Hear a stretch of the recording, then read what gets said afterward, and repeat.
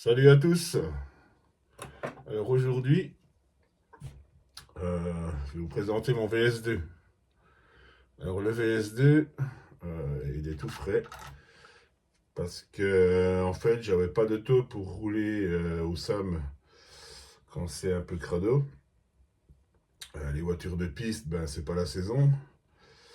Et puis c'est un peu pénible quoi. Donc il fallait une voiture un peu polyvalente passe-partout pour pouvoir aller rouler sur le macadam. En fait, son but c'est de rouler sur le macadam.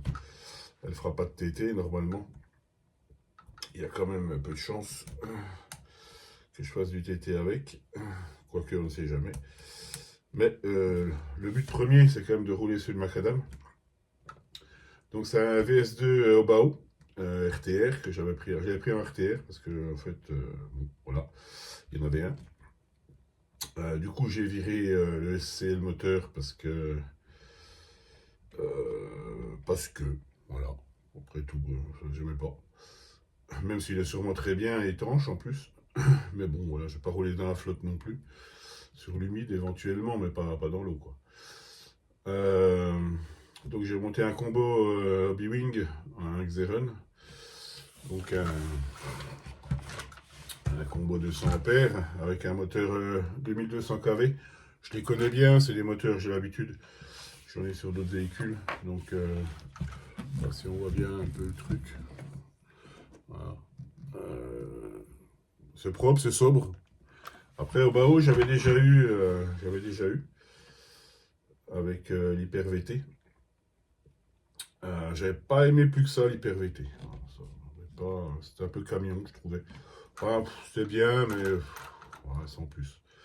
Là, c'est plus vraiment un véhicule loisir, détente. On prend une batterie, on va rouler.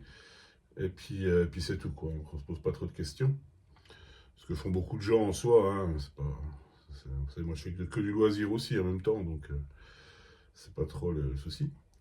J'avais racheté un cerveau pour mes racheter 20 kilos parce que, de souvenir, les cerveaux au BAO étaient plutôt lents.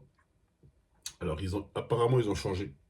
C'est pas le même que celui que j'avais précédemment. Me semblait quand même pas trop mal. Je vais le garder, il pourra servir à autre chose. C'est pas un souci. Tu vas avoir 2-3 bricoles d'avance, c'est pas grave. Autrement, la voiture, il n'y a pas grand chose à dire, hormis toujours les éternels problèmes de jeu, de jeu. Alors, je vais vous montrer, mais alors, ça me désole. Voilà, oui, ça c'est d'origine. C'est d'origine, hein, du carrossage variable. Voilà. Alors, vous allez me dire, oui, mais bon. Mais non, mais oui, mais bon quoi? Parce qu'en fait, c'est la fusée qui ballotte dans le roulement, en fait. La côte est trop petite. L'axe est trop petit par rapport au roulement. Il n'y a pas grand-chose, hein, c'est infime, hein, mais ça suffit à créer cette merde de jeu là qui est insupportable.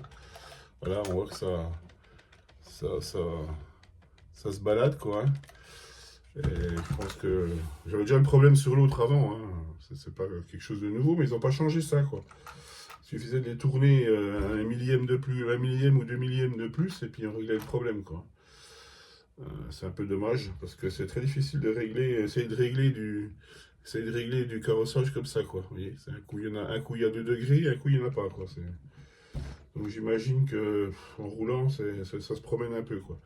Alors sur de l'herbe ou de la terre, je pense pas que ça gêne, mais sur le macadam avec la grippe des pneus, forcément si. Enfin moi ça me gêne. Voilà, après, chacun voit midi à sa porte, comme on dit, mais moi, je trouve ça franchement léger, quoi. Bon, l'avantage chez Obao, c'est qu'il n'y a pas besoin de rectifier les axes de triangle, quoi que ce soit. C'est déjà d'origine, ça se balade déjà bien, quand même. Derrière, c'est pareil, il y a le triangle, là, il se balade aussi. Je fasse des moments. Une rondelle devrait arriver à corriger le problème, je vais faire ça tout à l'heure. J'ai changé la graisse des différentiels. Alors, avant, c'était de la graisse basique. Maintenant, c'est de l'huile. Là, il y a un progrès là-dessus. Les corps de diff, apparemment, ont l'air un peu plus costauds. C'est ceux du. Alors, j'ai pas de tête, mais c'est Monster, un truc comme ça. Enfin, c'est le modèle à grosse roue de chez eux. En fait, les corps. Après, j'ai jamais eu de problème spécialement. Le seul problème que j'avais eu, c'est que, en fin de compte, il faut mettre de la graisse graphitée sur les noix qui rentrent dans le corps du différentiel parce que, comme le joint est un peu plus loin, En fait, il n'y a pas de lubrification réellement qui va sur l'axe de noix de cardan. Et quand ça chauffe, en fait, à la longue, ça grippe. Donc, moi, je les démonte et je mets un peu de graisse graphitée et ça règle le problème pour un moment. Ça n'empêche pas de le faire régulièrement, mais voilà, autrement, les satellites, c'est assez propre. Ça ne change pas, c'est pas tout à fait la même matière, je dirais. J'ai plus une fonte d'alu, quelque chose, mais bon, ils ont l'air costauds, c'est assez sain. En plus, j'en ai jamais cassé. Les, les couples coniques, pareil, c'est de l'acier petit module, mais bon, c'est costaud, j'ai jamais de problème non plus avec ça. Les tourelles sont plus qualitatives qu'avant. Avant, c'était de l'embouti, là, on a quand même du CNC. En fait, c'est une anodisation, pardon, qui est quand même, je trouve, plus propre. Ouais, esthétiquement, c'est plus propre. Ça reste un véhicule de loisir plus, je dirais, hein, quand même, parce que hors combo que j'ai mis, bon voilà, ça c'est mon choix, mais si on garde le combo d'origine, je pense que de toute façon on roule sans souci, il n'y a pas de problème. Le moteur est un peu rustique, mais je pense que c'est des bons moteurs en plus. Il n'y avait pas trop de... D'ailleurs, je l'ai là, je peux vous montrer si vous voulez le voir. Il est ici. Hop.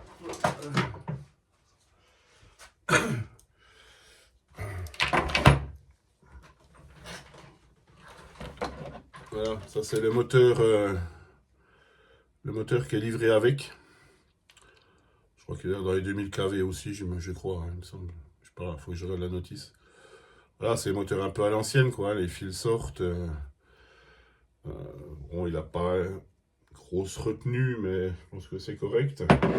Le contrôleur, ben, c'est le contrôleur, c'est le VP 150, le BL. VP BBL 150, d'origine, je sais pas de chez qui d'ailleurs. Je pense que c'est pas Obi Winken qui les fait, ces trucs. Bon, voilà, ils sont bien, hein, ils sont bien. Hein. Pour du loisir, c'est très bien, hein, c'est costaud. Hein. Et c'est étanche. Alors, étanche, je sais pas jusqu'où, mais c'est étanche. Ils disent étanche. Après, je connais pas je sais pas le indice IP réel. À voir. Donc, j'ai monté un pignon de 18 à la place du 16 d'origine. Parce que les roues sont plus petites, du coup, que les roues d'origine, qui sont un peu plus grandes en pneus Picot. Donc forcément, ça va mouliner. Et je pense même que 19, à mon avis, ça sera mieux. Il me semble que j'avais 19 sur ce genre de transmission. 19 dents, ça me semble mieux que 18. Alors, j'ai serré, c'est pas très grave. Mais le roues est sympa. Voilà. C'est assez flex. C'est costaud. À mon avis, c'est costaud. Si on fait pas pour faire de la piste, ça bougera jamais. De toute façon, pour faire du circuit, du rallye game, en fin de compte, genre d'auto, c'est assez incroyable. Hormis les jeux là qui m'insupportent, mais bon, ça, je vais travailler la chose. Je me rappelle, sur ma VT, j'avais sémenté en fait les axes. On les chauffe à l'orange, au chalumeau. On met de la poudre à sémenter, ça se trouve en pot, hein, c'est pas quelque chose de, ça c'est quelque chose de connu. On met la poudre dessus, on réchauffe un coup et après on trempe. Et en fait, ça crée une pellicule, alors ça durcit le métal, du coup, hein, parce que la sémentation a pour but de durcir le métal, ça, même si ça le rend peut-être plus cassant, mais il est beaucoup plus dur à la friction. Et du coup, ça rajoute une petite épaisseur sur le métal, ce qui fait que ça corrige un peu le jeu naturellement, quoi, sans trop se casser, enfin si on se casse la tête. Mais j'ai pas trouvé d'autre artifice pour essayer de redonner un petit peu de matériau dessus, pour enlever le jeu entre le roulement et l'axe, quoi. Autrement, ben, c'est assez basique, hein, c'est un beau châssis. C'est bien aéré, j'aime bien parce qu'il y a de la place, on peut travailler dessus. Là, je rajouterai, là, il est commandé le support carbone avec le ventilateur au-dessus, parce que ça chauffe un peu quand même, surtout l'été. 4S, du coup, il ne sera pas en 6S, puisque le contrôleur fait 2S 4S max. C'est pas l'idée de rouler en 6S non plus. De toute façon, j'ai pas de batterie 6S, de toute façon, déjà. J'ai pas envie d'en acheter, parce que ça servira qu'à ça. Et puis, quand on a plusieurs véhicules qui utilisent des batteries communes, ça va, parce que c'est pas gênant. Mais avoir une batterie 6S qui traîne là la plupart du temps, je vois pas trop le... Enfin, moi, ça me plaît pas. Autrement, là, donc couronne acier. Donc ici, j'ai mis de la 80 000. CST, et 60 000 devant, et 10 000 derrière. Donc la 10 000, c'est celle d'origine. C'est 10 000, hein, c'est ce que j'ai compris sur ce que j'en ai vu. 80 000, c'est pas mal. Ça permet quand même, voilà, ça permet quand même de freiner un peu le central, parce que autrement, il va vite te prendre, il va vite être au bout de sa vie. Ça va, c'est un peu ferme. Devant la 60 000, ça me semble bien. Avec ces pneus-là, c'est un peu spécifique parce qu'ils ont beaucoup d'accroches quand ils sont chauds. Donc on passe beaucoup de motricité. Donc les diffs, vraiment, ils prennent, quoi. Il n'y a pas de vrai patinage comme sur la terre où les diffs, où on a beaucoup de la perte dans l'adhérence et ça un peu gomme en fin de compte la charge de la transmission. Là, on passe vraiment la puissance et du coup, tout passe vraiment dans la transmission, quoi. C'est important que ça soit bien. Les cardans, c'est de l'homocinétique à l'avant, c'est pas du CVD. Bon, je préfère presque l'homocinétique, c'est ce qu'on avait avant. Il y a longtemps déjà, hein, on avait les premiers TT dans les années 80 et quelques, c'était encore de la goupille, et après on a eu le CVD, l'homocinétique, pardon, à l'avant, qui était déjà un plus au niveau de la direction. C'était plus. Déjà, on perdait plus les cardans parce que c'était assez courant. Du coup, je vais en mettre aussi à l'arrière, bon, même si l'arrière, je m'en fous un peu, mais. Comme ça sera homogène sur la transmission. Et puis voilà, on va voir ce que ça donne. Je vais essayer ça la semaine prochaine. Donc après Noël, je pense qu'on aura quelques jours un peu plus secs, j'espère. Parce que sinon, il va falloir déménager ailleurs. Hein, parce que là, c'est pas possible, quoi. Ou une piste couverte, ce serait l'idéal, ce serait royal. Mais qu'on puisse rouler un petit peu, quoi. Et puis voilà, non, c'est sympa. Le rapport qualité-prix est plutôt bon. Parce que si on prend une machine un peu haut de gamme TT, c'est tout de suite 1000 € à poil, quoi, hein, en roller. Alors c'est plus qualitatif, certes, mais pour l'usage, bon, voilà quoi, hein, on a. Je peux dire une connerie, mais c'est comme acheter une Rolex pour regarder l'heure, quoi. Je veux dire, quand on achète une Rolex, on achète plutôt un produit de valeur, ça va au-delà de regarder l'heure. Moi, c'est juste pour rouler, là. Donc, du coup, ça sera très très bien.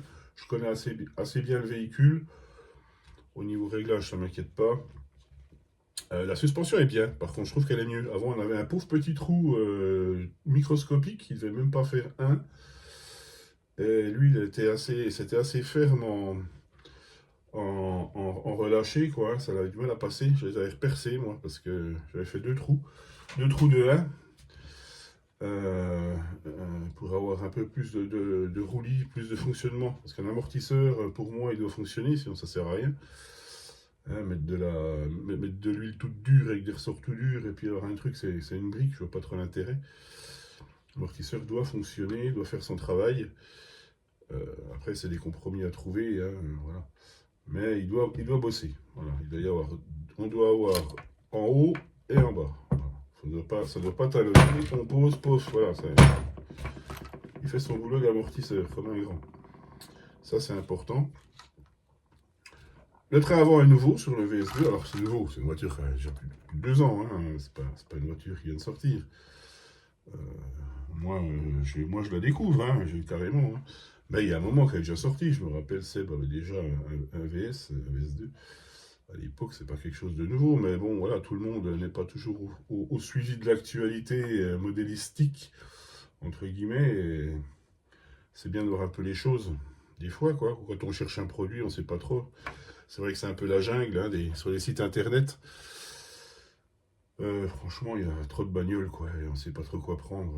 Heureusement, nous avons Mani Garage 68 qui teste allègrement les véhicules et honnêtement donne son ressenti bon ou mauvais. Ça aide. Parce qu'autrement, c'est vrai, c'est facile d'acheter un peu n'importe quoi et puis d'être déçu, quoi. Donc c'est un peu dommage. Donc voilà, pour la petite vidéo vite fait, hein, il n'y a rien extraordinaire. La boîte radio est bien, c'est bien. Il y a suffisamment de place pour mettre un petit récepteur, ranger les fils dedans. C'est bien. Le cerveau de direction, c'est pareil, le fil pouf, il rentre tout de suite dedans, ça se balade pas dans tous les sens. Certaines voitures, il faut traverser pour aller de l'autre côté, il y a des cardans et tout, j'aime pas du tout. Et un peu celui-là, bon, c'est un peu. Voilà, faut bien avoir des fils, pour l'instant on n'est pas sans fil. C'est pas ESCLS. Et bon, ben ça va, c'est pas plus gênant que ça. Derrière, c'est pareil, c'est à peu près rangé, il n'y a pas de souci. C'est propre, et puis voilà quoi. La caro est sympa, bon voilà, je suis pas forcément plus fan que ça avec les couleurs, mais elle est là, mais il n'y en a pas tellement d'autres apparemment. Enfin, comme moi je l'ai acheté, il n'y en avait pas d'autres. Euh, il n'y avait pas, il y avait que ça en fait. Alors on peut avoir d'autres carreaux, hein, évidemment. On peut en avoir non peintes, les faire peindre, les peindre soi-même, on fait un peu ce qu'on veut en même temps. Là, je m'aperçois que ça frottouille un peu. La barre de direction qui frotte là, peut-être à jouer. Je vais peut-être essayer de faire quand même 2-3 trous ici pour amener un petit peu d'air quand même à l'intérieur. Parce que même si le TT, pour moi, chauffe moins que, que la VT, le VS, à mon avis, chauffera moins, il est un peu plus léger, plus petit, enfin moins massif. Je pense que au niveau des charges, c'est pas trop mal, mais bon, ça n'empêche pas de faire le petit trou vite fait, là, ça sera pas vilain. Et puis voilà, donc ça fait une petite bagnole sympa, quoi. On va essayer la semaine prochaine, je vous dirai de quoi il retourne. Même si je pense que c'est pas non plus rien d'extraordinaire, quoi. Mais bon, avec ces pneus-là, je voudrais bien tester parce qu'ils sont bien adaptés à la piste. C'est du vrai thermogomme. Les GRP, là, ils sont sympas. Donc c'est du XM3, ceux-là. Moi, les XM3, c'est le pneu pour moi, passe partout. Il y a plus tendre. Les XM4, il faut vraiment qu'il fasse chaud, quoi. Pour pouvoir passer les XM4, c'est vraiment quand il fait chaud et encore. Hein. Je trouve qu'ils sont ils sont assez durs. Ils vont, mais ils sont un peu plus durs à mettre en température. Il faut vraiment les péter à la couverture chauffante avant, à 80 degrés, pour qu'ils soient super opérationnels. Mais la XM3 est bien, XM2, XM3 c'est pas mal, c'est des bons pneus. J'avais testé en slick, non dessiné, pas vu trop de différence. Bon, après, à mon niveau, voilà, c'est pas évident. Alors ça m'énerve, ça se balade, ça c'est pas possible. Voilà, c'est peut-être moi, hein, mais je peux pas. Hein, faut que ça... Donc je vais bricoler quelque chose. Là, voilà, je vais m'atteler là-dessus. On va trouver la rondelle qui va bien pour enlever ce jeu dans le triangle inférieur-arrière qui se balade en avant et en arrière. En plus, il y a quand même les vis de drop en dessous qui vont bouffer l'alu à force de se balader. C'est pas non plus top. Les supports d'amorto, c'est bien, ça semble pas mal. Bon, je vous dis, moi je vais pas faire du saut de dingue, donc ils vont pas se barrer. Et puis voilà quoi, donc bon produit, bon rapport qualité-prix. Voilà, on trouve ça à 300, moins de 300 balles, peut-être 300 € quand même, en roller. Donc c'est vraiment, franchement, vraiment pas hésiter quoi. Pour ceux qui cherchent un huitième, et on peut faire, pour moi on fait de la compète avec ça, il n'y a pas de souci quoi. Si on prend un peu de soin, qu'on a juste 2-3 bricoles et tout, pour moi on peut faire de la course, il n'y a aucun souci. Je pense que c'est une voiture qui peut faire de la course. Je pense qu'il n'y a aucun problème. Je pense qu'il y en a qu'en font. Au Bao, c'est plutôt l'Asie. Donc, je crois qu'ici, c'est pas trop. On n'a pas trop de top pilotes en France. Mais en Asie, ils roulent avec en compétition, hein, ça c'est sûr. Hein. Donc voilà, ça fait une bonne voiture. Et puis, si vous cherchez un produit qualitatif à un prix raisonnable, on va dire, parce que après, ça va chercher loin, quoi. Il faut quand même penser qu'un combo un peu de qualité, c'est quand même plus de 200 € maintenant. Hein, ça a vachement augmenté aussi. Moi, je l'avais payé beaucoup moins cher, mon combo, un peu plus d'1 an. Là, il a pris 50 € facile, quoi. Donc, après, c'est du nouveau modèle aussi, ils sont un peu mieux. Le ventilo de l'ESC se coupe, en fait, il tourne pas tout le temps. Il se met en route et il se coupe. Et en fait, il doit se mettre en route que quand il y a besoin d'une certaine température. C'est pas mal. Ça évite de l'user pour rien, en fin de compte. Et puis s'il n'y a pas utilité qui tourne, bah, il tourne pas, quoi. C'est fort ce que je dis quand même. Mais c'est vrai que non, c'est bien. Le ventilo, il tourne que à la demande, on va dire. Alors je vois que c'est la même carrosserie que sur le thermique parce qu'il y a la découpe de la culasse ici. Enfin, il y a la marque de la découpe de la culasse, donc la version. Parce qu'il y a une version thermique aussi, RTR. Les gens ont l'air contents aussi d'ailleurs. Et je vois que c'est la même carrosserie, ils ont pas. Ben, c'est bien de garder les choses pour un peu tout. Il n'y a pas de raison d'avoir une autre encore. Celle-là peut faire effectivement les voitures. Donc voilà pour la petite découverte du bestiau. J'ai hâte de l'essayer. Mettre 2-3 stickers quand même un peu pour le mettre à ma pogne. Qu'il ait un petit peu une touche moi. Et puis voilà. Eh ben, merci bien. Passez une bonne journée. Passez de bonnes fêtes. Et puis à la prochaine. Bye bye.